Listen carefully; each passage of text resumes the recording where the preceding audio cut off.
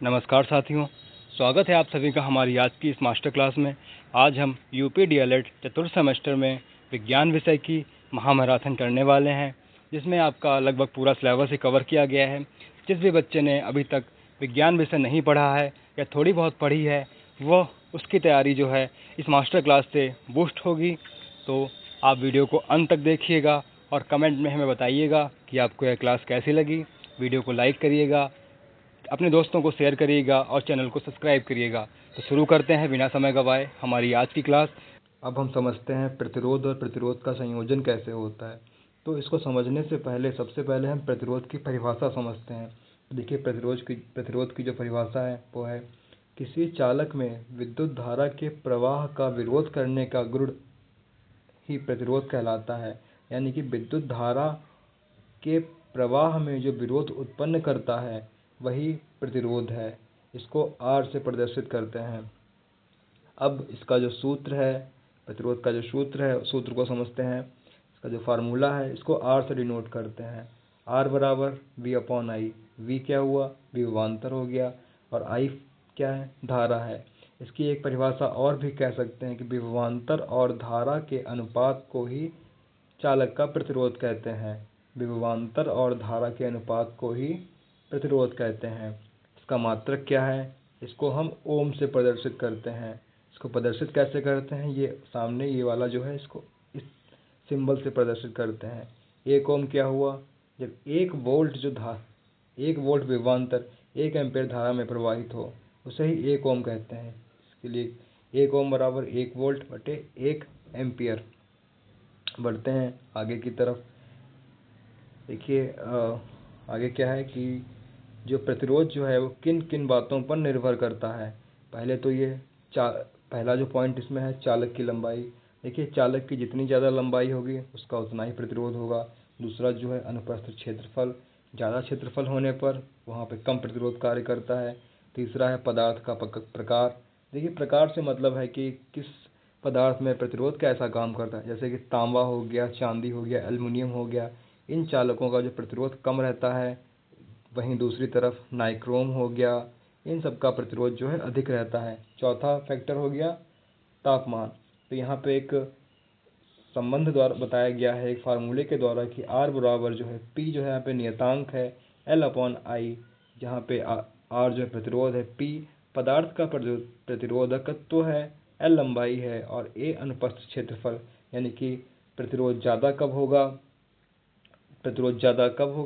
जब R जो है वो L यानी कि जब प्रतिरोध ज़्यादा होगा तो लंबाई ज़्यादा होगी। और A जो है अनुक्रमानुपाती A से संबंध है इसका। यानी कि प्रतिरोध अगर ज़्यादा हो गया तो A का मान यानी कि अनुप्रस्थ क्षेत्रफल कम होगा। अगर अनुप्रस्थ क्षेत्रफल ज़्यादा हो गया तो प्रतिरोध का मान कम होगा। यही यहाँ पे एक फार्मूले के द्वारा बताया गया है। अच्छा, आगे समझते हैं। आगे देखिए, यहाँ पे एक ध्यान देने वाली बात क्या है कि प्रतिरोध का जो SI मात्रक होता है वो ओम होता है, और इसे ओम मीटर द्वारा हम मापते हैं। आपने ये वाला यंत्र देखा होगा, लेकिन अभी तक इसका आपको नाम नहीं पता था। तो जो इसका नाम है वो ओम मीटर है। इसी के द्वारा हम प्रतिरोध मापते हैं। बढ़ते हैं आगे की तरफ। जो इसका संयोजन है वो कैसे होता है, संयोजन प्रतिरोध का? तो इसका जो संयोजन है वो 2 प्रकार से होता है। पहला जो है श्रेणी क्रम में, दूसरा जो है समांतर क्रम में। अच्छा, श्रेणी क्रम में क्या होता है? जब प्रतिरोधों को एक के बाद एक सीधी लाइन में जोड़ते हैं तो वह संयोजन श्रेणी क्रम कहलाता है। देखिए, पहले R1, R2, R3 एक सीधी लाइन में प्रतिरोध का संयोजन हो रहा है। यहाँ पर श्रेणी क्रम काम कर रहा है। इसके लिए मुख्य बिंदु क्या है? सभी प्रतिरोधों में एक समान धारा प्रवाहित होती है। जब सभी एक ही सीध में जुड़े हुए हैं, सभी में धारा भी एक समान प्रवाहित होगी। कुल विभवांतर जो रहता है वो सभी का योग रहता है, यहाँ पे बताया गया है। और कुल प्रतिरोध इसमें क्या होता है? जब सीधी रेखा में धारा प्रवाहित हो रही है तो इसका जो कुल प्रतिरोध है वो भी बढ़ जाएगा। तो यहाँ पे तुल्य प्रतिरोध निकालने के लिए कौन सा फार्मूला यूज करते हैं? R बराबर R1 plus R2 plus R3। वहीं दूसरी तरफ जो दूसरा संयोजन है समांतर क्रम, उसमें धारा का प्रवाह किस तरीके से होता है? परिभाषा द्वारा समझते हैं इसको। जब प्रतिरोधों को एक ही बिंदु से अलग अलग शाखाओं में जोड़ते हैं तो वहाँ पर समांतर क्रम काम करता है। देखिए, एक बिंदु हो गया और अलग अलग धाराएं अलग अलग शाखाओं में जा रही हैं। पहले तो ये R1 हो गया, फिर R2 हो गया, फिर R3 हो गया। तो इस प्रकार का जो संयोजन होता है वहाँ पर उसे समांतर क्रम कहते हैं। इसके लिए मुख्य बिंदु क्या क्या हैं? सभी प्रतिरोधों में विभवांतर जो है वो समान होता है। इधर श्रेणी क्रम में क्या था कि विभवांतर सभी का योग होता है, इधर विभवांतर सभी में समान होता है। धारा अलग अलग शाखाओं में बढ़ जाती है। देखिए, एक बिंदु से धारा निकलकर ऊपर चली गई, फिर एक सामने तरफ, एक नीचे की तरफ, यानी कि धाराएं अलग अलग शाखाओं में बढ़ जाती हैं। इसमें क्या है, कुल प्रतिरोध जो है कम हो जाता है। इसका सूत्र, जो कुल प्रतिरोध जो है इसका निकालने का सूत्र क्या है, 1/R बराबर 1/R1 plus 1/R2 plus 1/R3। जब इसका प्रतिरोध का मान निकल आता है, वही तुल्य प्रतिरोध है समांतर क्रम का। बढ़ते हैं। अच्छा, एक चीज़ और भी यहाँ पे है कि इसका प्रयोग कहाँ पे करते हैं श्रेणी क्रम का। तो श्रेणी क्रम का जो संयोजन रहता है इसका प्रयोग हीटर में करते हैं, बल्बों में करते हैं, और जो समांतर क्रम है धारा का प्रवाह, इसका प्रयोग घरों की वायरिंग में करते हैं।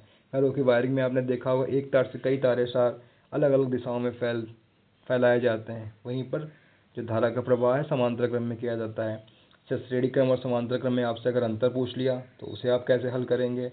देखिए, हमारा जो पहला पॉइंट है, धारा का प्रवाह जो है श्रेणी क्रम में सभी में समान होता है और समांतर क्रम में अलग अलग शाखाओं में बढ़ जाता है। विभवांतर जो है अलग अलग होता है, सभी का योग इसमें रहता है, इसमें विभवांतर समान रहता है। इसका तुल्य प्रतिरोध जो है कैसे निकालते हैं, R बराबर R1 plus R2 plus R3। और जो समांतर क्रम में संयोजन था उसका कैसे निकालते हैं, 1/R बराबर 1/R1 plus 1/R2 plus 1/R3। अच्छा, प्रतिरोध हटाने पर प्रभाव क्या रहता है इसमें है, कोई एक हटाने से सर्किट जो है वो टूट जाएगा, क्योंकि वो सीधी रेखा में धारा प्रवाहित हो रही है। इसमें क्या रहता है, समांतर क्रम में कोई एक जो हटाने पर सर्किट चलता रहता है। इसमें क्या है, एक बिंदु से अलग अलग दिशाओं में धारा प्रवाहित होती है, ऊपर की तरफ भी, सामने की तरफ भी, नीचे की तरफ भी। तो एक हटाने से कोई सर्किट पर प्रभाव नहीं पड़ेगा। उपयोग जो है इसके उपयोग क्या है, हीटर में, टोस्टर में, पुराने बल्ब जो हैं उसमें श्रेणी क्रम का प्रयोग किया जाता है, और समांतर क्रम का प्रयोग घरों की वायरिंग में, पंखा में और टीवी में किया जाता है। अब हम ओम का नियम समझेंगे। पिछली स्लाइड में हमने देखा कि जो प्रतिरोध है उसका मात्रक ओम है। इस स्लाइड में हम समझेंगे कि ओम का नियम क्या है। तो देखिए, समझते हैं इसके नियम को। जो ओम का नियम है वो हमें मुख्यतः प्रतिरोध, धारा और विभवांतर के बीच में जो संबंध को बताता है। यहाँ पे लिखा हुआ भी है कि विद्युत परिपथ में वोल्टेज, धारा और जो प्रतिरोध है के बीच के संबंध को बताता है। परिभाषा क्या इसकी है, यदि तापमान और अन्य भौतिक अवस्थाएं समान रहें तो चालक में प्रवाहित होने वाली धारा, जिसे I से डिनोट करते हैं, और उनके सिरों के बीच जो विभवांतर है, जिसे B से डिनोट करते हैं, के सीधे समानुपाती होता है। मतलब कि चालक में प्रवाहित होने वाली धारा उनके सिरों के बीच विभवांतर के सीधे समानुपाती होती है। इसका जो फार्मूला भी है, V बराबर IR, यानी कि V बराबर IR, जहाँ पे जो V है उसे वोल्टेज यानी कि विभवांतर को डिनोट कर रहा है, जो I है वो धारा यानी कि विद्युत धारा को डिनोट कर रही है, प्रतिरोध जो चालक का प्रतिरोध है जो R से डिनोट करते हैं। तो हमने समझा कि ओम का नियम क्या है, और जो R है वो हमें यह बताता है कि कोई सामग्री जो है धारा के प्रवाह का कितना विरोध उत्पन्न करती है, यही प्रतिरोध होता है। ऊर्जा का रूपांतरण एक रूप से दूसरे रूप में कैसे होता है, यह हम इस स्लाइड के माध्यम से समझेंगे। तो देखिए, जो जनित्र है वो यांत्रिक ऊर्जा को विद्युत ऊर्जा में बदल देता है, यानी कि जो जनरेटर है वो यांत्रिक ऊर्जा को विद्युत ऊर्जा में बदल देता है। डायनमो यह गतिज ऊर्जा को विद्युत ऊर्जा में बदल देता है। सोलर सेल यह प्रकाश ऊर्जा को विद्युत ऊर्जा में बदल देता है। और विद्युत मोटर यह विद्युत ऊर्जा को यांत्रिक ऊर्जा में बदल देता है।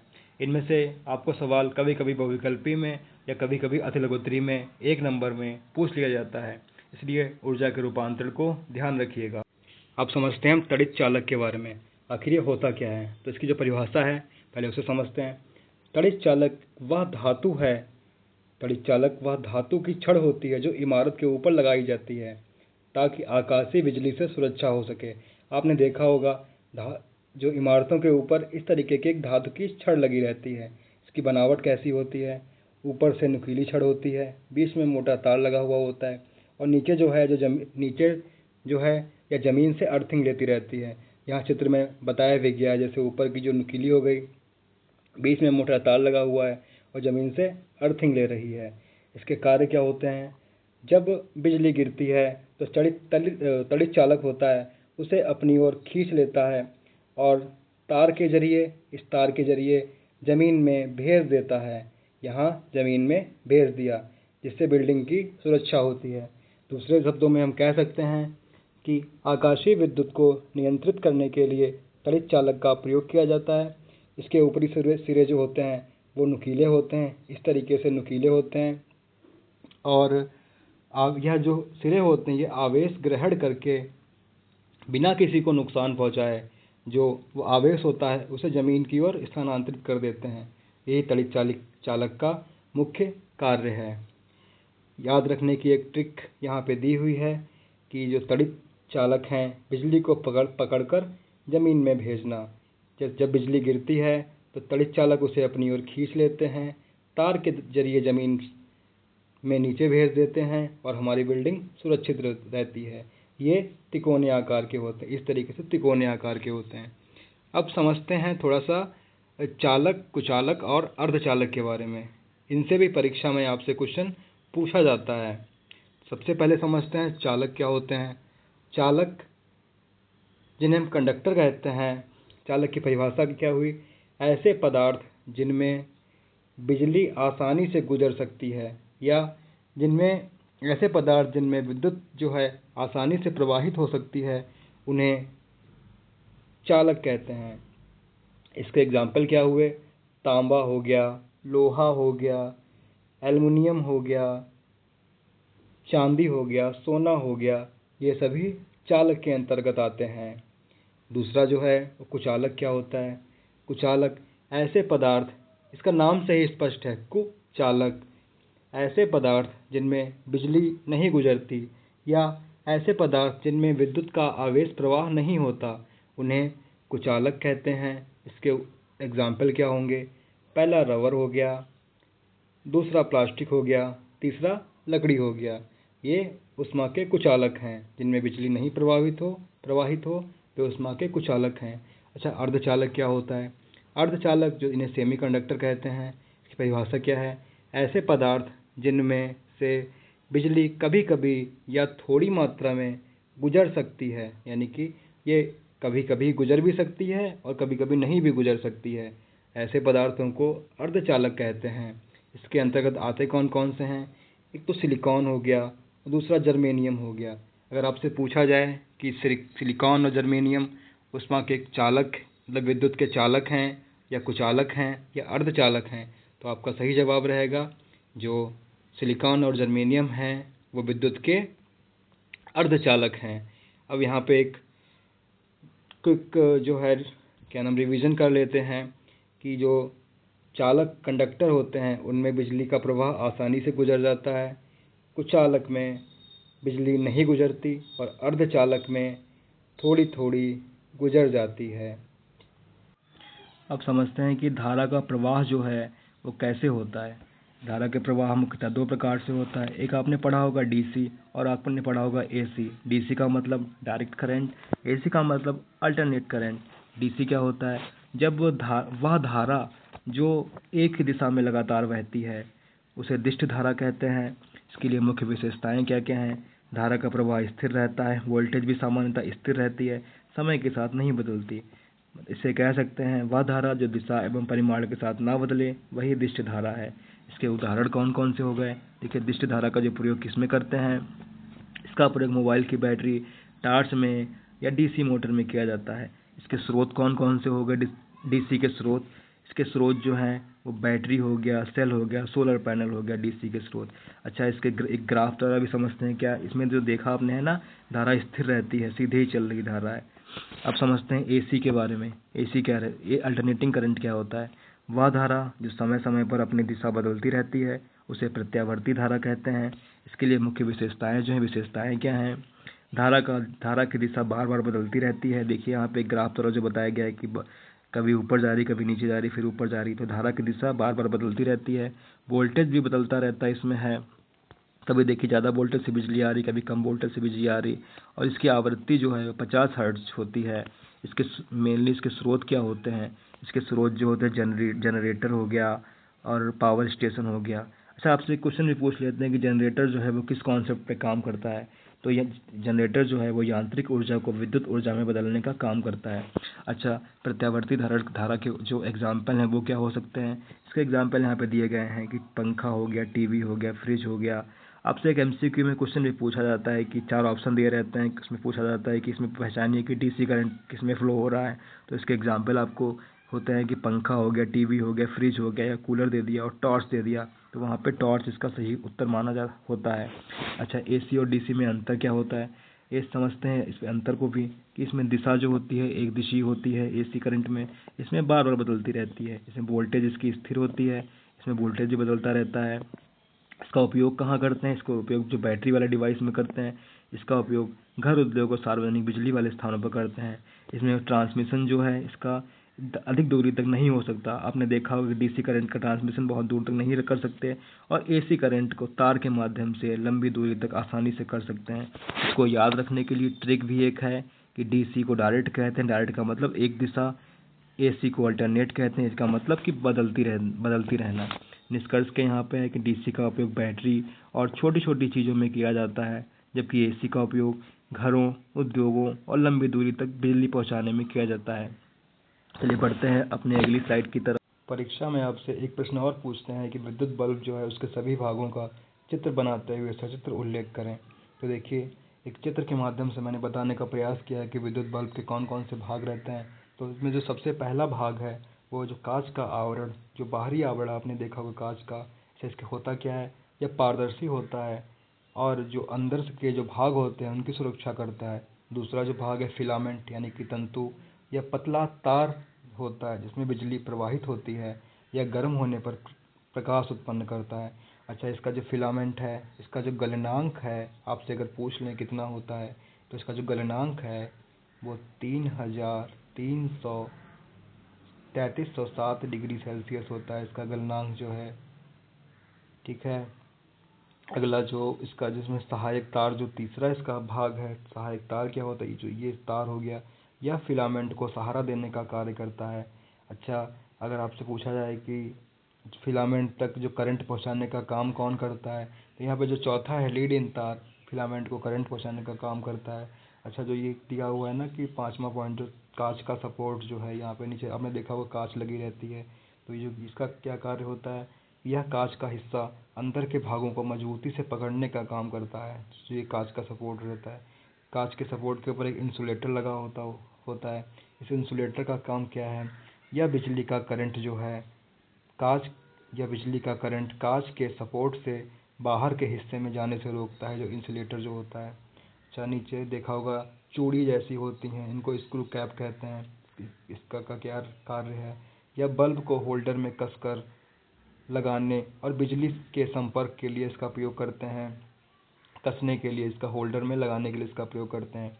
नीचे दिया हुआ कांटेक्ट पॉइंट आपने देखा होगा, आधार जिसे कहते हैं, ये क्या होता है इसका कार्य, यह जो है यह बल्ब के निचले हिस्से का वह बिंदु है जो होल्डर के संपर्क में आकर करंट को पूरा करता है। तो ये थे जो विद्युत बल्ब है उसके विभिन्न भाग।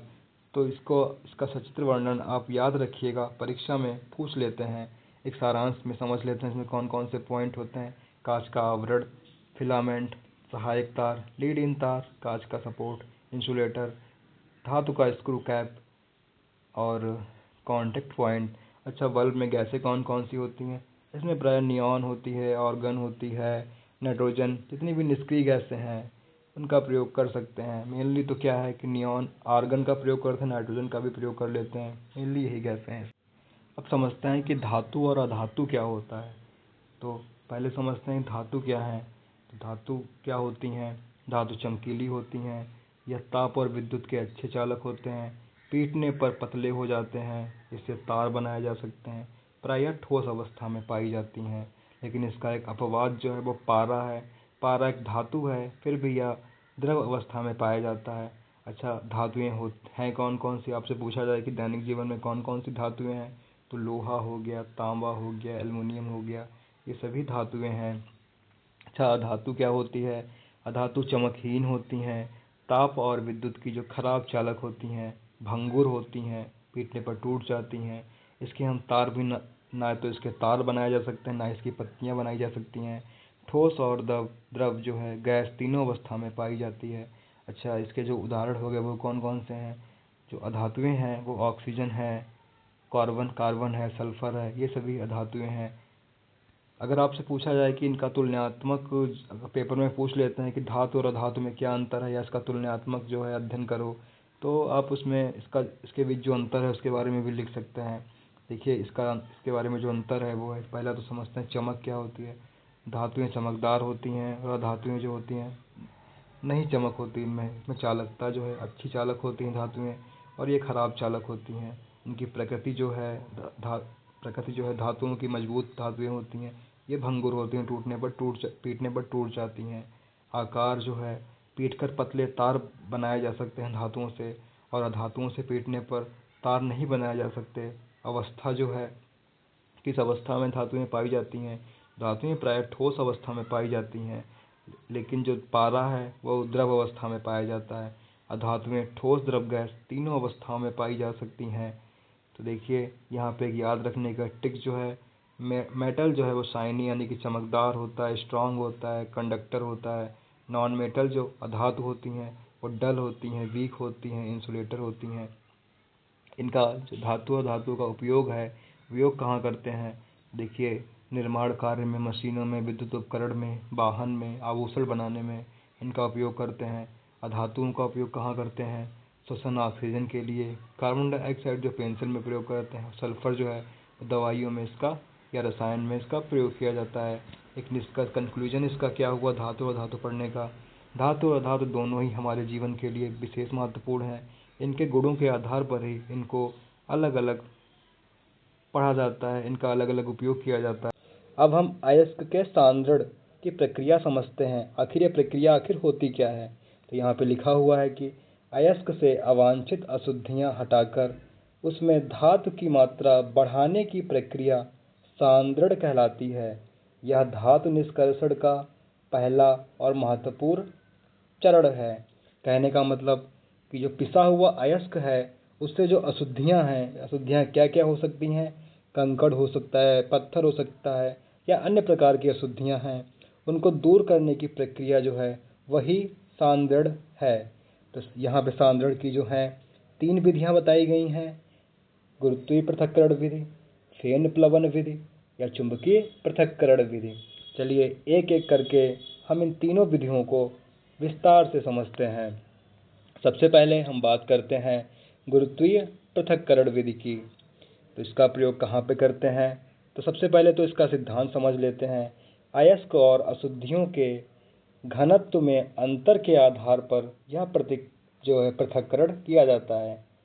घनत्व के आधार पर मतलब क्या है कि इसमें जो क्या है कि हल्की अशुद्धियाँ जो होती हैं वो पानी के साथ बह जाती हैं, और भारी अशुद्धियाँ जो हैं वो रह जाती हैं। तो इसकी जो कार्यविधि समझ लेते हैं। कार्यविधि क्या है इसकी?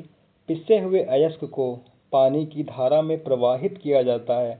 हल्की अशुद्धियाँ जो पानी के साथ बह जाती हैं, और भारी जो अयस्क रहता है वो नीचे बैठ जाता है। यह कॉन्सेप्ट तभी काम करता है जब अशुद्धियाँ हल्की होती हैं। इसका उपयोग कहाँ पे करते हैं? तो इसका उपयोग है जब अयस्क भारी हो और अशुद्धियाँ हल्की हों। इसके जो एग्जाम्पल हैं वो कौन कौन से हो सकते हैं? यानी कहने का मतलब कहाँ कहाँ पे यह विधि अपनाई जाती है? टिन, सोना, आयरन, अयस्क, इन सभी में यह जो है क्रिया अपनाई जाती है। मुख्य बिंदु क्या यहाँ पे हैं उन्हें भी समझ लेते हैं थोड़ा सा। केवल घनत्व में अंतर के आधार पर यह विधि अपनाई जाती है। सरल विधि है, सस्ती विधि है, और प्रारंभिक सांद्रण के लिए उपयोगी रहती है। तो इस कहने का मतलब जब अशुद्धियाँ हल्की होती हैं, अयस्क भारी हो, तभी इसी विधि का प्रयोग किया जाता है। हमारी दूसरी जो विधि है वो फेन प्लवन विधि। दूसरी कौन सी विधि है? फेन प्लवन विधि। अच्छा, इस विधि का प्रयोग कैसे करते हैं और कहाँ पे करते हैं? इस विधि का प्रयोग पहले समझते हैं कहाँ पे करते हैं। तो देखिए, जब कॉपर, जिंक, लेड के सल्फाइड अयस्क होते हैं उनके सांद्रण के लिए इस विधि का प्रयोग किया जाता है। इसका कोर कॉन्सेप्ट इसका क्या है कि अयस्क के कण तेल तेल काहे का तेल यूज करते हैं, चीड़ का तेल यूज करते हैं। अयस्क के कण तेल को अपनी तरफ आकर्षित कर लेते हैं और अशुद्धियाँ पानी को आकर्षित कर लेती हैं। कहने का मतलब जो चीड़ का तेल प्रयोग करते हैं वो अयस्क को अपनी तरफ आकर्षित कर लेता है और जो पानी होता है वो अशुद्धियों को अपनी तरफ आकर्षित कर लेता है। इसका कार्यविधि है वो क्या है, पिसे हुए अयस्क को जो है पानी और जो चीड़ का तेल है के साथ मिलाकर एक टैंक में रखा जाता है और उसमें हवा प्रवाहित की जाती है, जिससे जो जैसे तेल जब टैंक में भरा है, हवा प्रवाहित हो रही, तेल पानी भी है, तो एक झाग बन जाती है। अयस्क के कण झाग के साथ ऊपर आ जाते हैं और अशुद्धियाँ नीचे बैठ जाती हैं। आप इसका कॉन्सेप्ट याद रखिएगा कि कार्यविधि इसकी क्या है। एक बार और फिर से समझ लेते हैं कार्यविधि। पिसे हुए अयस्क को पानी और पाइन ऑयल के साथ मिलाकर टैंक में रखा जाता है और उसमें हवा प्रवाहित करी जाती है, जिससे झाग बनता है। अयस्क के कण झाग के साथ, देखिए यहाँ पे ऊपरी सतह पर आ गए और जो अशुद्धियाँ होती हैं वो नीचे बैठ रह जाती हैं। इसका उपयोग कहाँ पे करते हैं, जब सल्फाइड अयस्क का सांद्रण करना हो तब इसका प्रयोग किया जाता है। अच्छा, इसके लिए मुख्य बिंदु कौन कौन से हो गए। सबसे महत्वपूर्ण विधि है यह सल्फाइड अयस्कों के लिए अपनाई जाती है। झाग के साथ जो ऊपर आया हुआ भाग होता है वही अयस्क होता है और टैंक में जो नीचे बचता है वही अशुद्धियाँ रहती हैं। अयस्क झाग के साथ ऊपर आता है और अशुद्धियाँ नीचे बैठी रहती हैं। हमारी जो अगली विधि है अयस्क के सांद्रण की, वह विधि है चुंबकीय पृथक्करण विधि। अंतिम विधि है, इसे भी समझ लेते हैं।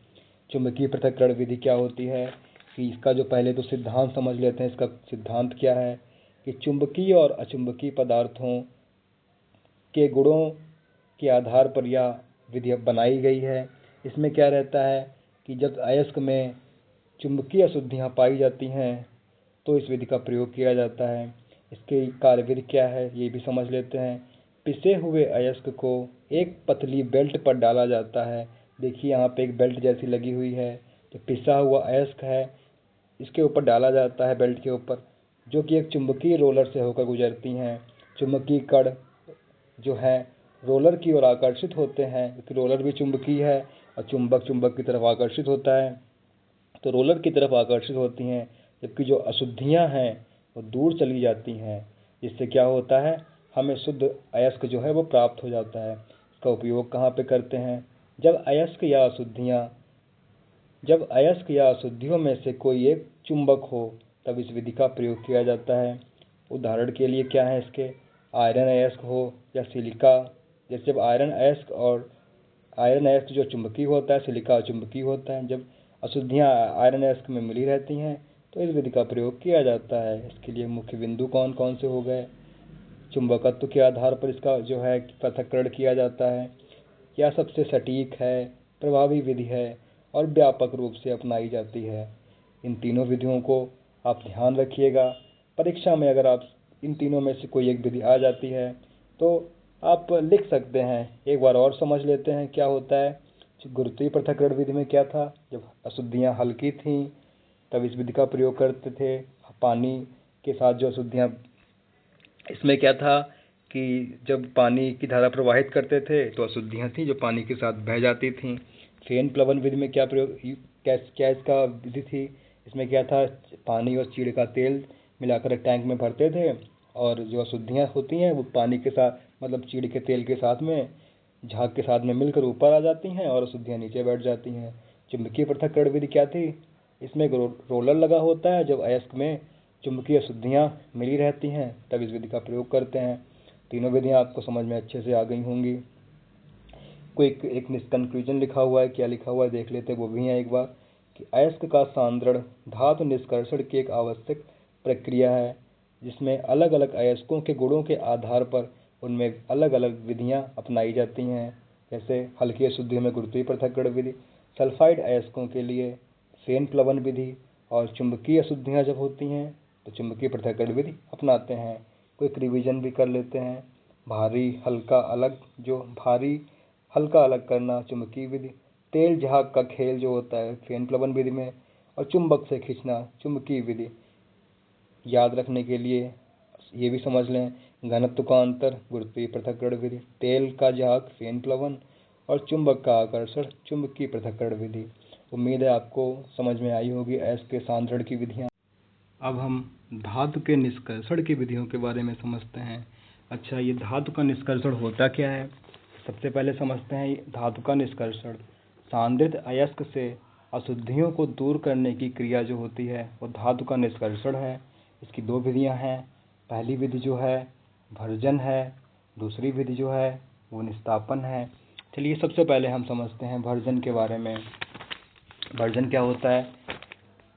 सल्फाइड अयस्क को अधिक मात्रा में वायु की उपस्थिति में गर्म करने की प्रक्रिया जो है वो भर्जन कहलाती है। यानी कि सल्फाइड अयस्क को अधिक वायु की मात्रा में गर्म करने की प्रक्रिया भर्जन कहलाती है। इसके लिए मुख्य बिंदु क्या हैं? इसमें क्या होता है, सल्फाइड अयस्क के लिए इसका प्रयोग करते हैं। इसमें ऑक्सीजन की उपस्थिति अनिवार्य रहती है। सल्फर और आर्सेनिक जैसी गैसें जो होती हैं बाहर निकल जाती हैं। और क्या होता है, अयस्क सल्फाइड अयस्क जो है वो ऑक्साइड में बदल जाता है। यहाँ पे जो अयस्क नीचे देखिए, अयस्क सीधे वायु के संपर्क में है।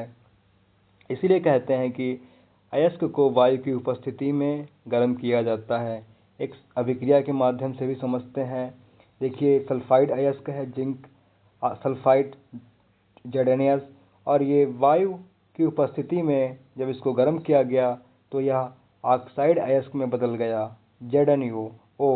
और सल्फर या आर्सेनिक जैसी जो अशुद्धियाँ हैं वो बाहर निकल गई, जो गैसें हैं बाहर निकल गई। देखिए यहाँ पे SO2 बाहर निकल गया। अब समझते हैं निस्तापन के बारे में। निस्तापन क्या है?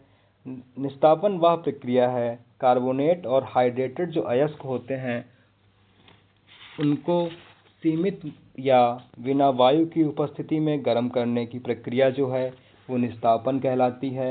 यह प्रक्रिया जो है वायु की अनुपस्थिति में करी जाती है और जो अयस्क है उसको उसके गलनांक से कम तापक्रम पर गर्म किया जाता है। इससे होता क्या है, अयस्क में जो उपस्थित नमी या जो वाष्पशील अशुद्धियाँ होती हैं वो उड़ जाती हैं। अच्छा, यहाँ इसके लिए मुख्य बातें कौन कौन सी हैं? यह कार्बोनेट और हाइड्रेटेड अयस्क के लिए किया जाता है। इसमें ऑक्सीजन की आवश्यकता नहीं होती है क्योंकि ये वायु की अनुपस्थिति में क्रिया संपन्न होती है।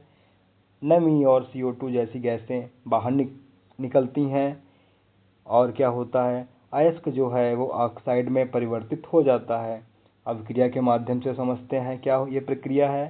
देखिए CaCO3 यानी कि जो कैल्शियम कार्बोनेट था वो वायु की अनुपस्थिति में जब उसको गर्म किया गया तो वह ऑक्साइड में परिवर्तित हो गया CaO, मतलब कि कैल्शियम ऑक्साइड, और उसमें से CO2 गैस जो है वो बाहर निकल गई। यही प्रक्रिया निस्तापन कहलाती है। अच्छा, भर्जन और निस्तापन में एक छोटा सा अंतर भी समझ लेते हैं। परीक्षा में अगर आपसे इस भर्जन और निस्तापन से प्रश्न पूछा जाए तो इस स्लाइड से बाहर ना जाए। समझते हैं भर्जन और निस्तापन के बारे में। जो पहला पॉइंट है, बिंदु है जो वायु की उपस्थिति। भर्जन में वायु की उपस्थिति रहती है और निस्तापन में वायु की उपस्थिति नहीं रहती है। अयस्क का जो प्रकार है इसमें क्या होता है, सल्फाइड अयस्क के लिए भर्जन का प्रयोग करते हैं। इसमें निस्तापन में कार्बोनेट और हाइड्रेटेड अयस्क के लिए निस्तापन का प्रयोग करते हैं। निकलने वाली गैसेस कौन सी हैं? भर्जन में क्या सल्फर डाइऑक्साइड और आर्सेनिक बाहर निकलती है। निस्तापन में कार्बन डाइऑक्साइड और जल वाष्प जो है वो बाहर निकलती है। इसका परिणाम क्या रहता है, अयस्क जो है ऑक्साइड में बदल जाता है। और निस्तापन में क्या होता है, अयस्क ऑक्साइड में इसमें भी बदल जाता है।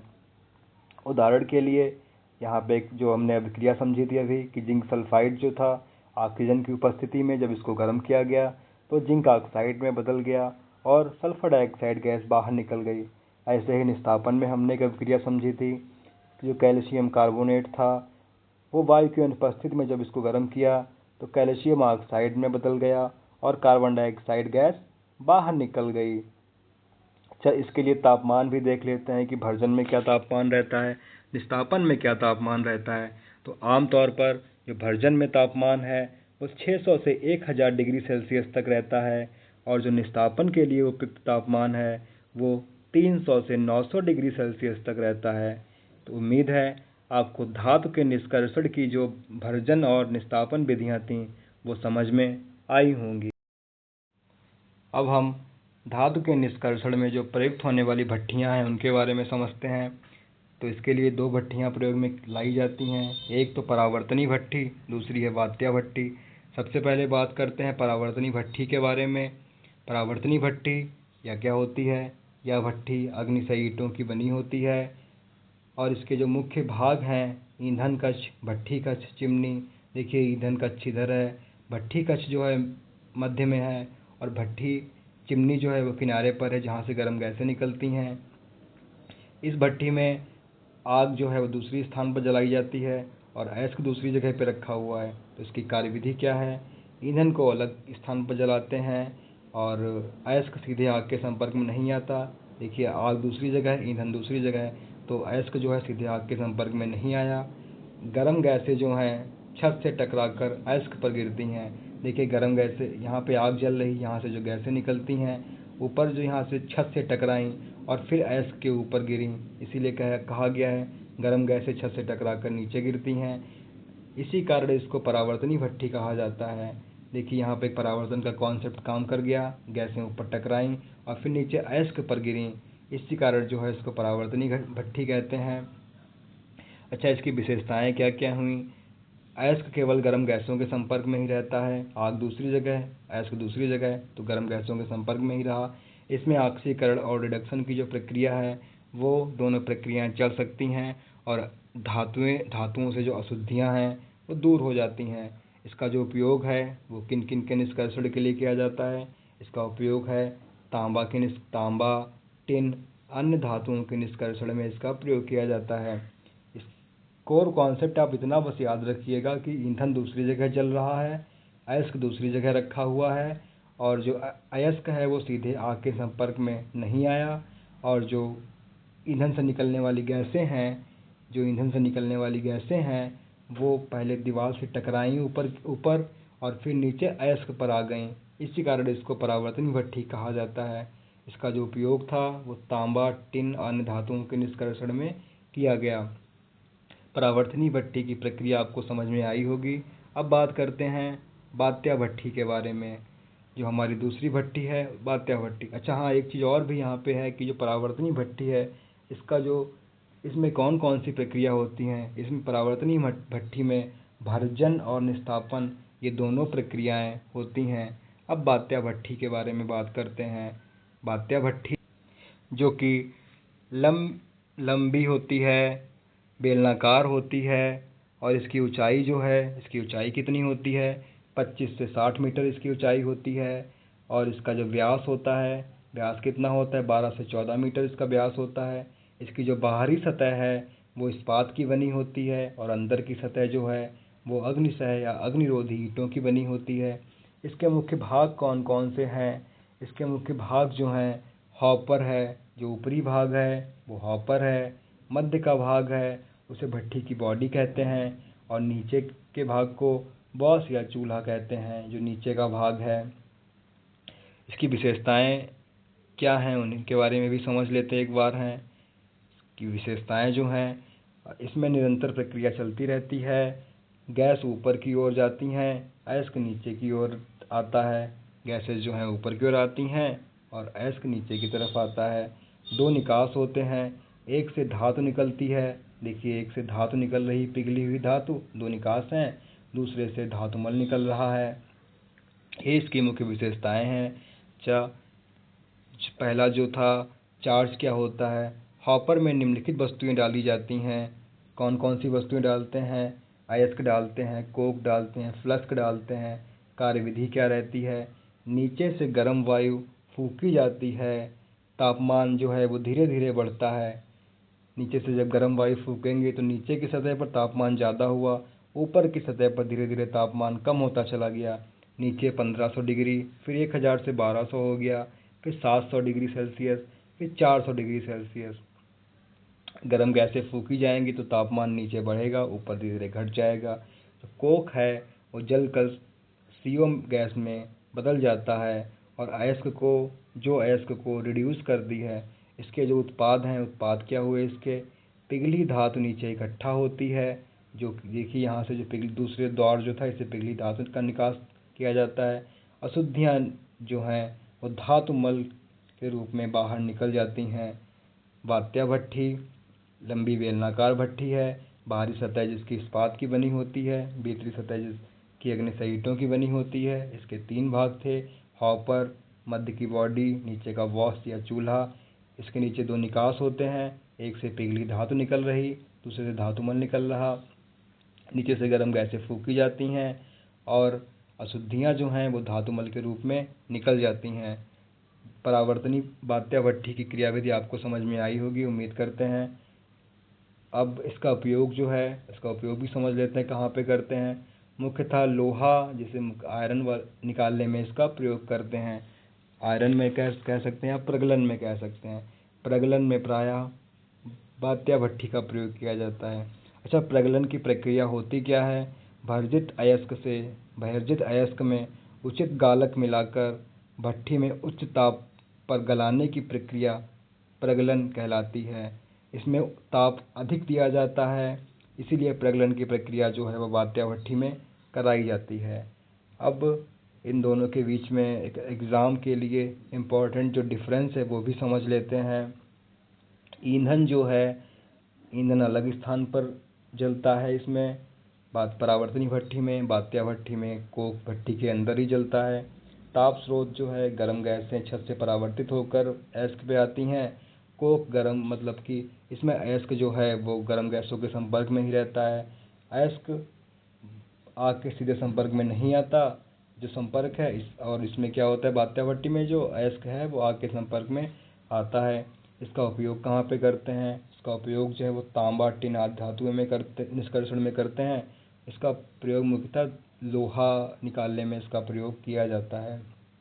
उम्मीद करते हैं आपको धातु के निष्कर्षण की जो 2 विधियाँ, जो भट्ठियाँ थीं, वात्या भट्ठी और परावर्तनी भट्ठी, इन दोनों को समझ में आया होगा आपको। अब हम लैमार्कवाद के बारे में समझते हैं।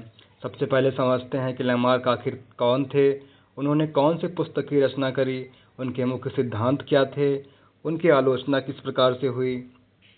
एक एक करके हम सारे पॉइंट समझते हैं। सबसे पहले उनका परिचय समझते हैं थोड़ा सा।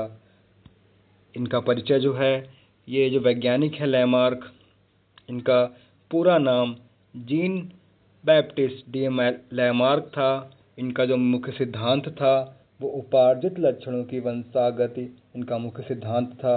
लैमार्क ने एक पुस्तक की रचना करी, उस पुस्तक का भी नाम आपसे पेपर में पूछ लेते हैं। इनकी पुस्तक का जो नाम था, वो पुस्तक का नाम फिलोसॉफी जूलॉजिक था। और इन्होंने यह पुस्तक प्रकाशित कब करी, इसका सन भी बहुत इम्पोर्टेंट है। 1809 ईस्वी में इन्होंने इस पुस्तक की रचना करी।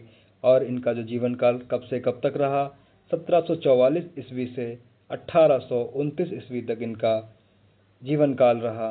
ये था लैमार्क के बारे में एक संक्षिप्त जीवन परिचय। अब हम लैमार्क के जो प्रमुख सिद्धांत थे उनके बारे में थोड़ा सा समझते हैं कि इनके कौन कौन से प्रमुख सिद्धांत थे। अब इनका जो पहला प्रमुख सिद्धांत था कि वातावरण का सीधा प्रभाव, डायरेक्ट इफेक्ट ऑफ एनवायरनमेंट, समझते हैं इसके बारे में। वातावरण जो है, बदलते वातावरण का प्रभाव जीनों पर पड़ता है, जिससे उनकी शारीरिक रचना और स्वभाव में परिवर्तन आता है। उनका कहना था कि वातावरण का जो सीधा प्रभाव उनकी शारीरिक रचना और स्वभाव पर जो है सीधा प्रभाव पड़ता है वातावरण का। दूसरा है अनुकूलन की प्रवृत्ति, टेंडेंसी ऑफ एडॉप्शन क्या है, अब इसके बारे में समझते हैं। सभी जीवों में वातावरण के अनुसार खुद को ढालने की स्वाभाविक क्षमता पाई जाती है। उनका कहना था कि सभी जीव वातावरण के अनुसार अपने आप को उसी वातावरण में ढाल लेते हैं। तीसरा जो उनका मुख्य सिद्धांत था वो क्या था, अंगों का उपयोग और अनुपयोग, use and disuse of organs, इसके बारे में भी समझते हैं।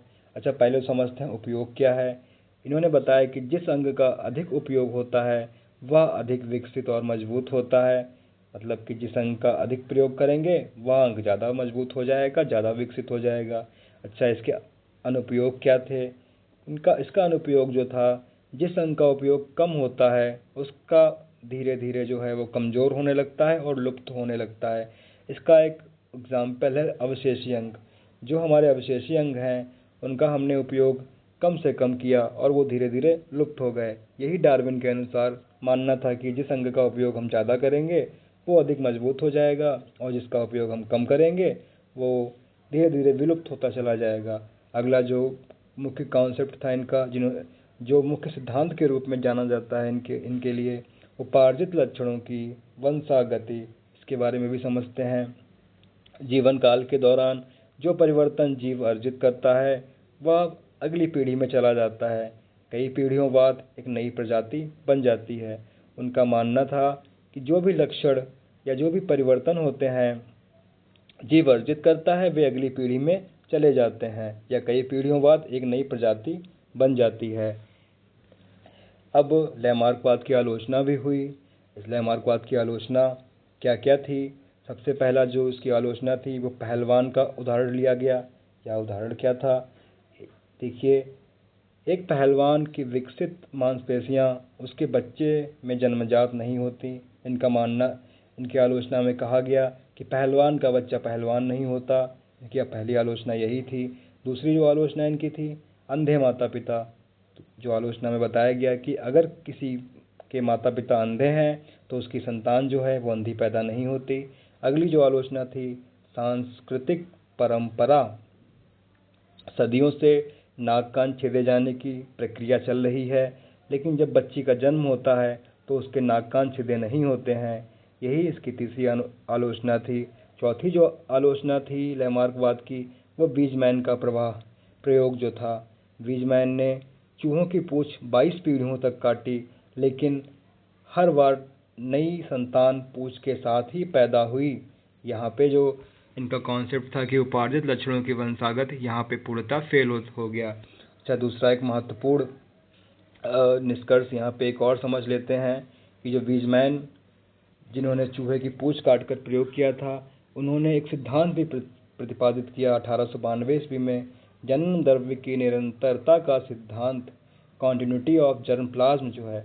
उन्होंने बताया कि केवल वे ही लक्षण अगली पीढ़ी में ट्रांसफ़र होते हैं जो जिनके जनन कोशिकाओं को प्रभावित करते हैं, ना कि कायिक कोशिकाओं को। इनका मानना था कि वही लक्षण अगली पीढ़ी में ट्रांसफ़र होते हैं जिनका संबंध जनन कोशिकाओं से होता है, ना कि सोमेटिक सेल से। और हाँ, यहाँ पे इसके जो प्रमुख एग्जाम्पल हैं वो क्या थे कि जिराफ की गर्दन इन्होंने एग्जाम्पल प्रस्तुत किया। इन्होंने बताया कि ऊंचे पेड़ों की पत्तियां खाने के लिए अगली टांगों और गर्दन के निरंतर उपयोग से उसकी लंबाई बढ़ गई। देखिए, पहले छोटी सी गर्दन थी, फिर धीरे धीरे गर्दन कितनी बड़ी हो गई। दूसरा जो इनके एग्जाम्पल था वो क्या था कि झाड़ियों में चलने वाले बिलों में घुसने के लिए पैरों की रुकावट के कारण धीरे धीरे उनके पैर लुप्त हो गए।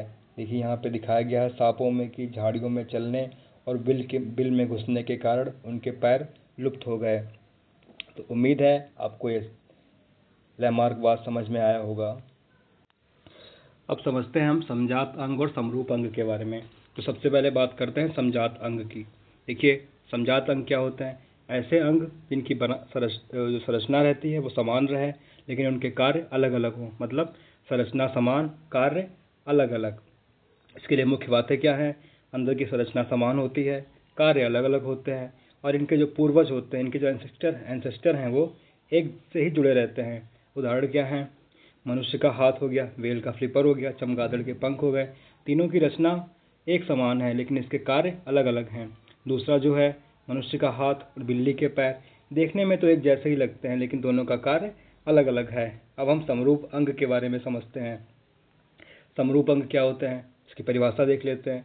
ऐसे अंग जिनका कार्य एक जैसा हो, लेकिन उसकी बनावट अलग अलग हो। मतलब कार्य समान हो, बनावट अलग अलग हो, वो समरूप अंग कहलाते हैं। इसके लिए मुख्य बातें क्या होनी चाहिए? इसके लिए जो मुख्य बातें हैं, काम समान रहता है, बनावट अलग अलग होती है, अलग अलग जीवों में पाए जाते हैं। देखिए समझते हैं थोड़ा सा और। इसके जो एग्जाम्पल हैं वो क्या है, पक्षी का पंख और तितली का पंख। दोनों देखने में, ये पक्षी का पंख है, ये तितली का पंख है, दोनों देखने में अलग अलग लगते हैं, लेकिन दोनों का कार्य क्या है, उड़ना। तो कहने का मतलब कार्य समान है, संरचना अलग अलग। ऐसे ही देखिए मछली का पंख जो है, इसकी संरचना ये है, ऐसी है, और डॉल्फिन का फ्लिपर है, उसकी संरचना देखिए। दोनों की रचना देखने में तो अलग अलग लग रही है, लेकिन कार्य दोनों का समान है। कार्य क्या है, तैरना।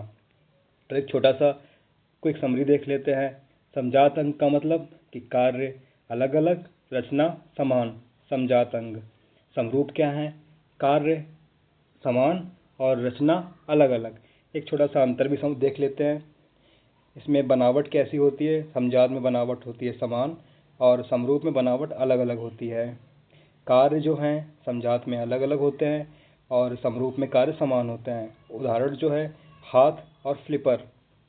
इसमें उदाहरण क्या है, पंख जो हैं कीट के अलग होते हैं, पक्षी के अलग होते हैं, लेकिन कार्य क्या है, उड़ना। क्विक रिवीजन, समजात जो हैं स्ट्रक्चर सेम हो, समरूप जो है फंक्शन सेम हो। अभी हमने खाद्य श्रृंखला को समझा। अब समझते हैं कि खाद्य जाल क्या होता है। खाद्य जाल के बारे में अब समझते हैं। देखिए यहाँ पे सबसे पहले तो इसकी परिभाषा को समझते हैं कि जो परिभाषा है इसकी, जब किसी पारिस्थितिकी तंत्र में अनेक खाद्य श्रृंखलाएं आपस में जुड़कर एक जाल सा बना लेती हैं तो उसे खाद्य जाल कहते हैं। यानी कि जो खाद्य श्रृंखलाओं का एक जाल ही खाद्य जाल है। देख लीजिए यहाँ पे लिखा हुआ भी है, कई खाद्य श्रृंखलाओं के आपस में जुड़ने से बना जटिल जाल ही खाद्य जाल कहलाता है। यहाँ पे एक जाल के रूप में जैसे दिखाया गया भी है। पहले तो इसमें घास हो गया, फिर घास से छिपकली, छिपकली से बाज। यहाँ पे दूसरा जो है घास से टिड्डा, टिड्डे से खरगोश, खरगोश से चूहा, चूहे से सांप, फिर बाज, फिर घास से मेढक, फिर मेढक से इधर सांप, इधर बाज। देखिए एक जाल के रूप में बना हुआ है, तो इसे ही खाद्य जाल कहते हैं। यानी कि खाद्य श्रृंखलाओं का आपस में मिलकर एक जाल बनाना ही खाद्य जाल है। इसके लिए की पॉइंट्स भी दिए गए हैं। यह प्राकृतिक पारिस्थितिकी तंत्र का एक वास्तविक चित्र है। इसमें ऊर्जा का प्रवाह अनेक मार्गों से होता है। अच्छा, इसमें जो खाद्य श्रृंखला थी उसमें ऊर्जा का प्रवाह एक सिंगल मार्ग से था। इसमें मल्टीपल पाथवेज इसके होते हैं। अच्छा, अगला देखते हैं, एक जीव अनेक जीवों को खा सकता है। देखिए यहाँ पे जाल सा बना हुआ है, इसमें देखिए एक जीव की दूसरे जीव को खा रहा है। अनेक जीवों द्वारा, और जो है वो एक जीव अनेक जीवों को खा सकता है और अनेक जीवों द्वारा खाया भी जा सकता है। यह पारिस्थितिकी तंत्र को अधिक स्थिरता प्रदान करती है। किसी एक जीव के नष्ट होने पर संतुलन बना रहता है। जब इसके मल्टीपल पाथवेज हैं तो किसी एक जीव के नष्ट होने पर कोई प्रभाव नहीं पड़ता है। इसके घटक कौन कौन से होते हैं, इसके जो घटक हैं, अभी हमने खाद्य श्रृंखला में जो घटक पढ़े थे वही इसके भी घटक हैं। उसी के उत्पादक हो गया हरे पौधे, प्राथमिक उपभोक्ता शाकाहारी जीव, द्वितीय उपभोक्ता छोटे मांसाहारी जीव, तृतीय उपभोक्ता बड़े मांसाहारी जीव। अब घटक जो हैं वो बैक्टीरिया, फफूंद, मृत जीव होते हैं। अच्छा, समझते हैं यहाँ पे एक एग्जाम्पल, जैसे एग्जाम्पल समझते हैं। यहाँ जो हमने ये जाल पढ़ा है इसके एग्जाम्पल को दिए हुए, जैसे पहले घास हो गया, फिर टिड्डा, मेढक, सांप, बाज। दूसरा जो है घास, खरगोश, सांप, बाज। तीसरा घास, चूहा, सांप, बाज, फिर टिड्डा, छिपकली, बाज।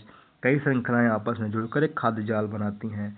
खाद्य श्रृंखला और खाद्य जाल में से कोई ना कोई सवाल आपसे परीक्षा में पूछा जाता है। या तो इसके उदाहरण पूछ लेंगे, या तो खाद्य श्रृंखला और खाद्य जाल में अंतर पूछ लेंगे। समझते हैं खाद्य श्रृंखला और खाद्य जाल में अंतर क्या होता है। देखिए, जो खाद्य श्रृंखला की संरचना होती है वह सीधी होती है, लीनियर होती है। इसकी जटिल जाल होता है, मल्टीपल पाथवे जिसमें होते हैं। इसमें ऊर्जा का प्रवाह हमने एक ही दिशा में देखा। इसमें अनेक दिशा हैं। एक जो अनेक दिशा का मतलब एक जीव मतलब कई जीवों को खा सकता है और कई जीवों द्वारा खाया भी जा सकता है। इसकी जो स्टेबिलिटी होती है कम होती है, ये अधिक जिसमें यथार्थता पाई जाती है। इसके उदाहरण कौन कौन से हो गए, इसके उदाहरण हो गए घास हो गया, हिरन हो गया, शेर हो गया। मतलब कि घास को हिरन ने खाया, हिरन को शेर ने खा लिया। इसमें विभिन्न श्रृंखलाओं का एक जाल पाया जाता है। अच्छा, इसमें ऊर्जा का प्रवाह जो है वो कैसे होता है, ऊर्जा, फिर उत्पादक, फिर विभिन्न उपभोक्ता, शीर्ष उपभोक्ता। इसमें भी बताया गया है कि हर स्तर पर लगभग 10% ऊर्जा ही अगले स्तर पर पहुंचती है। हम समझते हैं आगे क्या है, जो है आगे खाद्य श्रृंखला के लाभ, जो एडवांटेज इसके क्या क्या हैं। पारिस्थितिकी तंत्र में संतुलन बनाए रखता है। जो अगला इसका लाभ है वो अगर किसी एक जीव की संख्या कम हो जाए तो दूसरी मार्गों में ऊर्जा का प्रवाह जारी रहता है। अगला जो है बायोडायवर्सिटी को बनाने में सहायक रहता है। अगला जो है पर्यावरण में स्थिरता प्रदान करता है। अच्छा, खाद्य जाल का एक चार्ट समझते हैं क्या है। कैसे भी आपसे क्वेश्चन पूछा जाए, इस जो एक अब स्लाइड है इससे कहीं से बाहर नहीं जाएगा, तो अच्छे से समझ लीजिएगा स्लाइड को।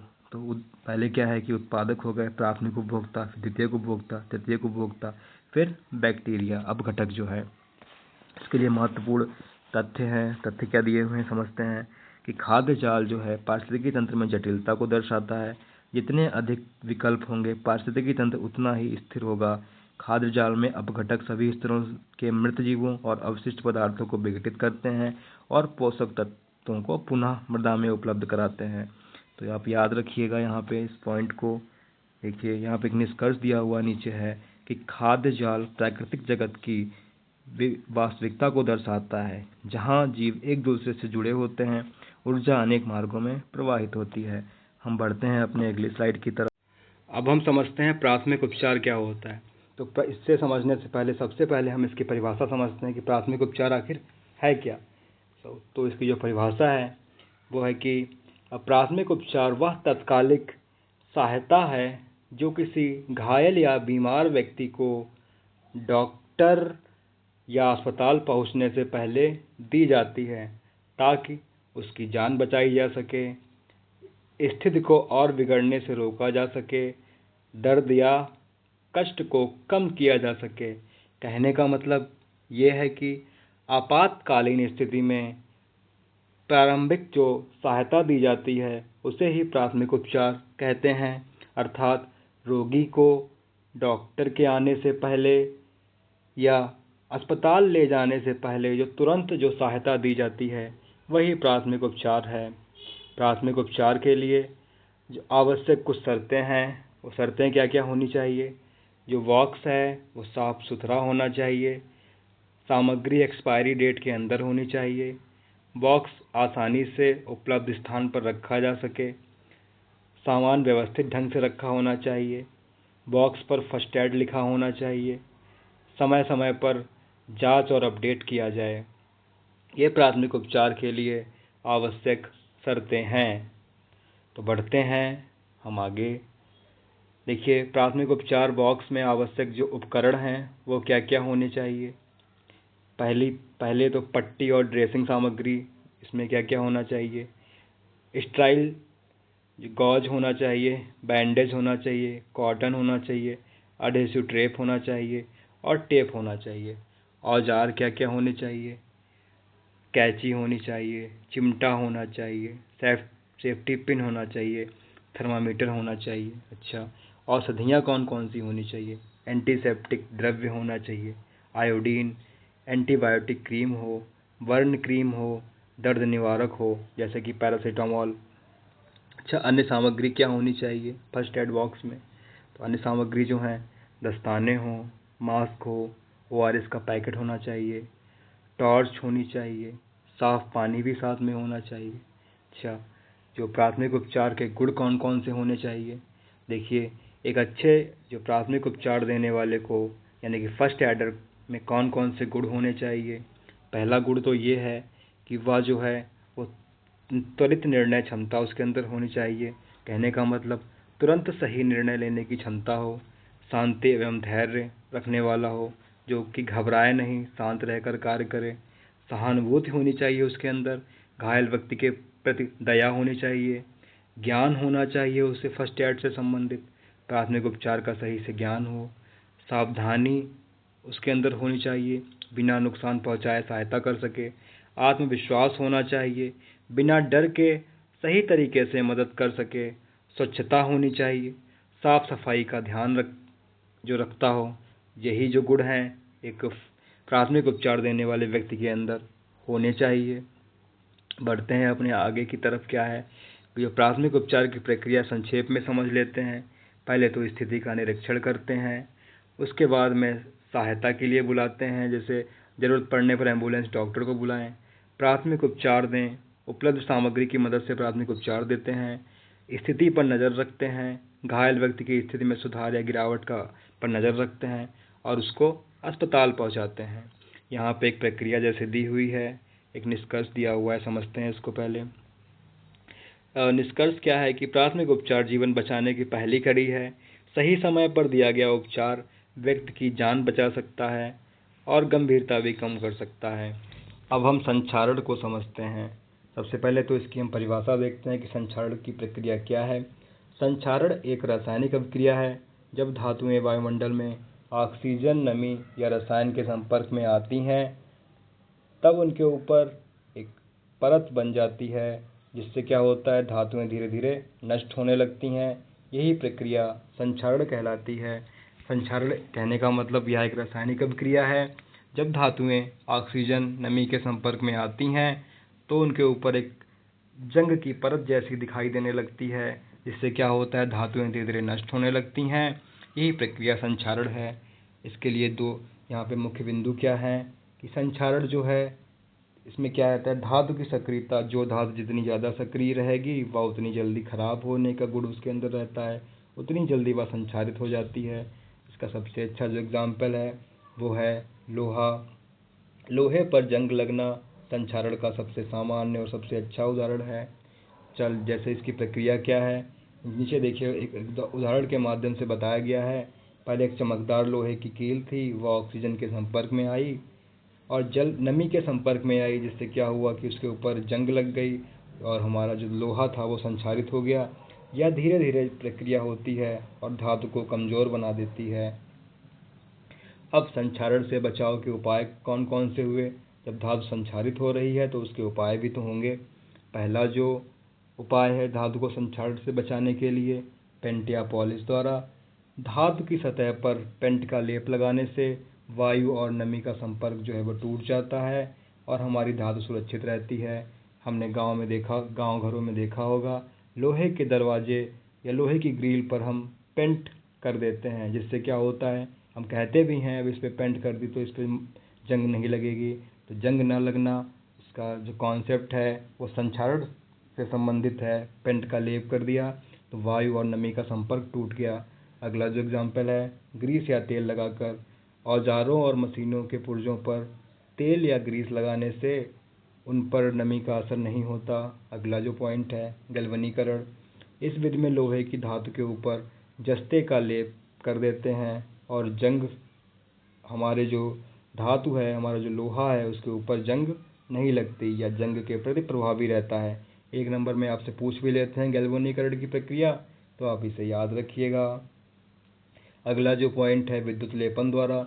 इसमें क्या करते हैं, बिजली की मदद से किसी एक धातु पर दूसरी धातु की परत चढ़ा देते हैं।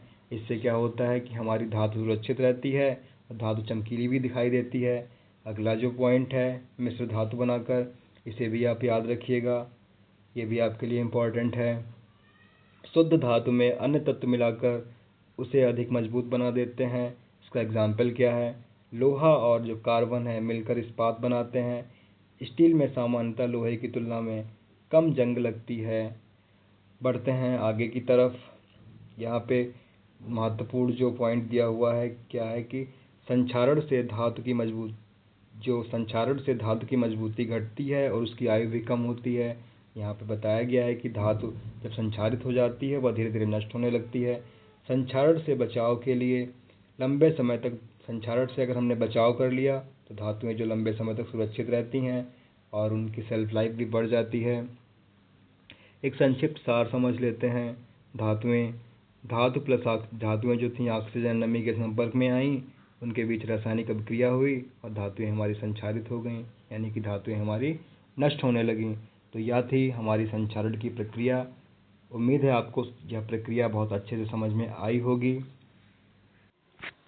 हमारी अगली जो स्लाइड है उसमें हमने रक्त से होने वाले प्रमुख विकार के बारे में डिस्कस किया है। देखिए, जो रक्त से संबंधित जो विकार होते हैं वो मुख्यतः 3 प्रकार के होते हैं। एक तो अनुवांशिक, एक तो संक्रामक, एक अन्य प्रकार से। देखिए, अनुवांशिक रोग क्या होते हैं, जो माता पिता से संतानों में जाते हैं, यानी कि जो पीढ़ी दर पीढ़ी चलते रहते हैं। तो देखिए, अनुवांशिक रोग मुख्यतः यहाँ पे 3 प्रकार के हैं, हीमोफीलिया, थैलेसीमिया और सिकल सेल एनीमिया। तो सबसे पहले समझते हैं हीमोफीलिया के बारे में। हीमोफीलिया में मुख्यतः क्या होता है कि देखिए रक्त का थक्का बनने की क्षमता कम हो जाती है। इसमें रक्त का थक्का बहुत धीमे धीमे बनता है। इसके लिए कारण कौन कौन से होते हैं?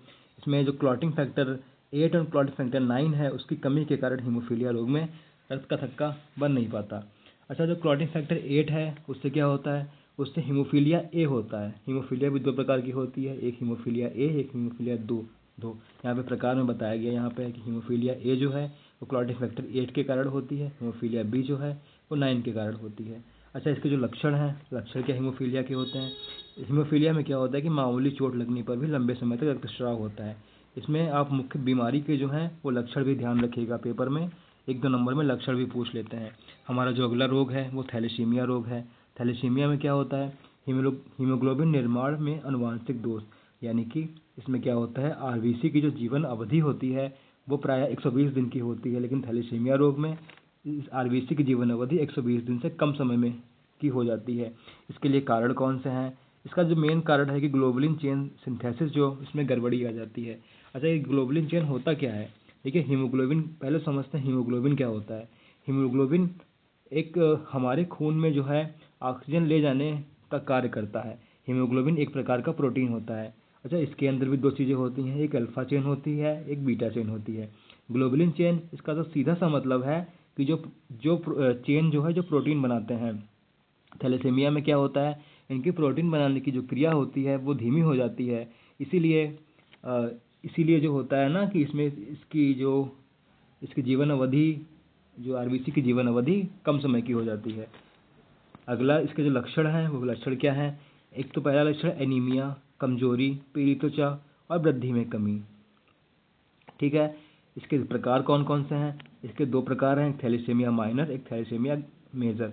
माइनर में क्या होता है, ये इसका प्रभाव जो हल्का रहता है, और मेजर में क्या रहता है, इसका प्रभाव तीव्र रहता है। ठीक है, हमारा जो अगला रोग है वो सिकल सेल एनीमिया है। अच्छा, तो इसमें क्या होता है? इसकी जो परिभाषा दी गई है वो आरबीसी, यानी कि लाल रक्त कणिकाएँ जो हैं उनका आकार जो है वो दराती के आकार का हो जाता है, मतलब हंसिए के आकार का उनका आकार हो जाता है।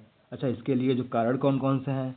इसका जो मुख्यतः कारण है HbS, यानी कि हीमोग्लोबिन एस की उपस्थिति में सिकल सेल एनीमिया होता है। इसके लक्षण क्या हैं? इसके लक्षण जो है ऑक्सीजन की कमी, दर्द और थकान, संक्रमण का खतरा। यह रोग जो है वो ऑटोसोमल रिसेसिव तरीके से फैलता है। अच्छा, ऑटोसोमल रिसेसिव क्या होता है? यह मुख्यतः ऑटोसोमल रिसेसिव का मतलब है कि जो पेरेंट होते हैं, माता पिता या दोनों के कारण कारण जो है फैलता है, मतलब जीन में खराबी के कारण यह रोग मुख्यतः फैलता है। इसके लिए एक्स और वाई दोनों क्रोमोसोम जिम्मेदार रहते हैं। अब हमारा जो अगला रोग है वो है संक्रामक तरीके से फैलने वाले विकार। इसमें कौन कौन से हैं? हेपेटाइटिस बी है, हेपेटाइटिस सी है, HIV है, मलेरिया है। अच्छा, हेपेटाइटिस बी क्या होता है? हेपेटाइटिस जो है वो लीवर का वायरल संक्रमण, लीवर में जब विकार उत्पन्न हो जाता है तो उसमें वहाँ पे हेपेटाइटिस भी रहता है। संक्रमण फैलाव कैसे होता है इसमें? संक्रमित जो फैलाव कैसे होता है इसका? संक्रमित व्यक्ति से, सुई से, माँ के बच्चे से। अच्छा, इसके लक्षण क्या क्या होते हैं? इसमें लक्षण क्या होते हैं? पीलिया, थकान, भूख कम लगना या पेट दर्द। इसकी रोकथाम कैसे कर सकते हैं? इसकी रोकथाम के लिए मुख्यतः वैक्सीनेशन की प्रक्रिया करी जाती है। अच्छा, इसके लिए वैक्सीन कौन कौन कौन सी है? इसके लिए वैक्सीन हेपेटाइटिस बी वैक्सीन इसके लिए लगाई जाती है। अगला जो है हेपेटाइटिस सी। हेपेटाइटिस सी क्या है? लीवर का वायरल संक्रमण जो होता है। फैलाव कैसे होता है? संक्रमित व्यक्ति से। विशेषता इसकी क्या रहती है? यह लंबे समय तक बिना लक्षण के रह सकता है, बाद में लीवर सिरोसिस या कैंसर का कारण भी बन जाता है। इसके लिए पूर्ण रूप से कोई वैक्सीन नहीं है। अच्छा, ये यहाँ पे लिखा हुआ ना कि लीवर सोरोसिस। अच्छा, सोरोसिस क्या रहता है होता है? तो सोरोसिस जो है एक दीर्घकालिक जो मतलब क्रोनिक डिसऑर्डर है। लीवर के ऊतक इसमें क्या होते हैं, धीरे धीरे खराब होने लगते हैं और फाइबर टिश्यू में बदल जाते हैं। लीवर ठीक से काम नहीं कर पाता, यही होता है लीवर सोरोसिस। अच्छा, जो अगला है HIV एड्स क्या रहता है? इसकी परिभाषा जो है HIV वायरस से होने वाला संक्रमण जो है जिससे हमारी क्या होती है, इम्यूनिटी सिस्टम ही नष्ट कर देता है। इसका फैलाव कैसे होता है? इसका फैलाव जो है संक्रमित व्यक्ति से, असुरक्षित यौन संबंध से, या संक्रमित सुई या माँ के बच्चे से। इसके लक्षण जो है पेपर में पूछे जाते हैं। इसके लक्षण क्या हैं? बार बार संक्रमण, वजन घटना, कमजोरी, बुखार। इसकी अंतिम अवस्था क्या रहती है? अंतिम अवस्था इसकी एड्स है। अच्छा, एड्स का पता लगाने के लिए एलिसा टेस्ट किया जाता है। हमारा जो अगला विकार है वो है मलेरिया। मलेरिया क्या होता है? मलेरिया प्रायः प्लाज्मोडियम परजीवी नाम के मच्छर परजीवी द्वारा फैलता है। इसका फैलाव कैसे होता है? इसका फैलाव जो है वो एनाफिलीज मच्छर के काटने से होता है। इसके लक्षण क्या होते हैं? तेज बुखार आना, ठंड लगना, पसीना, सिर दर्द, कमजोरी आदि इसके प्रमुख लक्षण हैं। इसका उपचार कैसे करते हैं? एंटी मलेरियल दवाएं इसके लिए प्रयोग करी जाती हैं। हम बढ़ते हैं जो अगले संक्रमण है, अन्य प्रकार के जो विकार हैं। इसमें कौन कौन से विकार आते हैं प्रायः? इसमें देखिए, इसमें पहला विकार जो है एनीमिया है। अन्य महत्वपूर्ण जो रक्त विकार हैं। एनीमिया में क्या होता है? रक्त में हीमोग्लोबिन की कमी हो जाती है। इसके लिए कारण कौन कौन से जिम्मेवार हैं? Iron, vitamin B12, folic acid की कमी, दीर्घकालिक रोग, रक्तस्राव आदि इसके प्रमुख कारण हैं। लक्षण क्या रहते हैं? थकान, चक्कर, कमजोरी, पीली त्वचा, सांस फूलना। जब रक्त की कमी हो जाएगी शरीर में, त्वचा हमारी पीली दिखाई देगी। इसके लिए इसके जो प्रकार हैं, iron deficiency anaemia, metabolic anaemia, aplastic anaemia आदि इसके प्रमुख प्रकार हैं। अच्छा, अगला जो विकार है वो ल्यूकेमिया जो है। अच्छा, ल्यूकेमिया क्या होता है? इसकी परिभाषा जो है वो रक्त और अस्थिमज्जा का कैंसर, एक प्रकार से कह सकते हैं कि रक्त का कैंसर। इसके कारण क्या रहते हैं? WBC जो श्वेत रक्त कणिकाएं हैं उनमें असामान्य वृद्धि होने लगती है। इसके लक्षण क्या हैं? बार बार संक्रमण, बुखार, कमजोरी, वजन घटना, हड्डियों में दर्द, आसानी से संक्रमण इसके प्रमुख लक्षण हैं। प्रकार कौन कौन से हैं? एक्यूट यानी कि बहुत तीव्रता से फैलता है, क्रोनिक यानी कि धीमे धीमे फैलता है। इसके उपचार क्या हैं? कीमोथेरेपी है, रेडिएशन है या बोन मैरो ट्रांसप्लांट। इसके ल्यूकेमिया के जो हैं वो प्रमुख उपचार हैं। अगला जो विकार है वो थ्रोम्बोसाइटोपेनिया है। इसमें क्या रहता है? प्लेटलेट्स में कमी होने लगती है, या डेंगू की तरह ही आप मान सकते हैं इसको। इसके कारण कौन कौन से हैं? पहला जो कारण है डेंगू, कुछ दवाएं, संक्रमण या अस्थिमज्जा विकार इसके प्रमुख कारण हैं। लक्षण क्या हैं? खून जल्दी बहना, नाक मसूड़ों से खून आना, त्वचा पर बाल, त्वचा जो है वो लाल दिखाई देना, नीले नीले धब्बे दिखाई देना। अच्छा, इसके उदाहरण कौन कौन से? डेंगू बुखार में आम, मतलब कि यह जो विकार है वो डेंगू की तरह ही दिखाई देता है। अच्छा, अब देखिए, इसको याद रखने की एक ट्रिक भी है कि HTS, HHH, ALT, H for haemophilia, thalassaemia, sickle cell anaemia जो कि अनुवांशिक विकार हैं। HH का मतलब क्या? हेपेटाइटिस B, हेपेटाइटिस C और एड्स जो कि संक्रमण से फैलते हैं। एनीमिया जो ALT एनीमिया, ल्यूकीमिया या जो है वो थ्रोम्बोसाइटोपिया, ये अन्य जो महत्वपूर्ण रक्त विकार हैं उनके द्वारा होता है। अच्छा, नीचे एक रोकथाम के लिए भी बताया गया है कि नीचे सिर्फ जांच की हुई जो सुई उसका प्रयोग करना चाहिए। एक बार एक सुई का प्रयोग करें, दोबारा से उसका प्रयोग ना करें। असुरक्षित यौन संबंधों से बचें और सुरक्षित व्यवहार अपनाएं। गर्भवती माँ की जांच कराएं। इसके प्रमुख जो रोकथाम के उपाय हैं। वीडियो में अंत तक बने रहने के लिए आपका धन्यवाद। उम्मीद है आपको यह क्लास पसंद आई होगी। मैंने यह क्लास बनाते समय मेरा यही प्रयास रहा कि लगभग सारे टॉपिक इस एक मास्टर क्लास से कवर हो जाएं। फिर भी अगर आपको लग रहा है कि कोई एक टॉपिक अधूरा रह गया है तो कमेंट में हमें बताइएगा। हम उस टॉपिक से संबंधित क्लास ज़रूर ही लेकर आएंगे। कमेंट में हमें बताना कि आपको क्लास कैसी लगी। वीडियो को लाइक करिएगा, अपने दोस्तों में शेयर करिएगा और चैनल को सब्सक्राइब करिएगा और अपनी तैयारी जारी रखिएगा, क्योंकि आपके एग्ज़ाम आने वाले हैं। और PDF जो है इसका वो हमारे टेलीग्राम चैनल एक्स्ट्रा क्लासेस में आपको मिल जाएगा। धन्यवाद।